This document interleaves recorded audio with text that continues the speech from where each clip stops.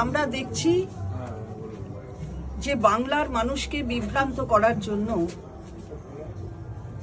নির্বাচন কমিশন বিভিন্ন পদক্ষেপ গ্রহণ করছে এবং মানুষ অত্যন্ত বিভ্রান্তিকর অবস্থার মধ্যে রয়েছে। গতকাল মানুষের আস্থা আমাদের নেত্রী মমতা বন্দ্যোপাধ্যায় এবং অভিষেক বন্দ্যোপাধ্যায় মাননীয় সাংসদ তাদের ওপর যে কতটা আস্থা আর তৃণমূল কংগ্রেসের ওপরে যে কতটা আস্থা সেটা মানুষ বুঝিয়ে দিয়েছেন। দুদিনের যে প্রিপারেশন প্রস্তুতি তাতে কত মানুষ এসেছেন সবাই দেখেছেন।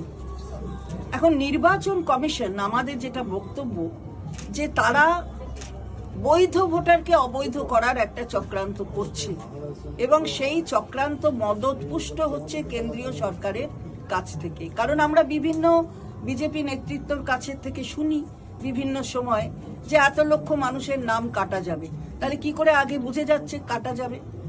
আবার বিভিন্ন জায়গায় দেখছি এনআরসি সিএএ ক্যাম্প করছে, বলছে যে ওখান থেকে যদি কাটা যায় তাহলে এখানে একটা সার্টিফিকেট দিয়ে দেবে এনআরসি।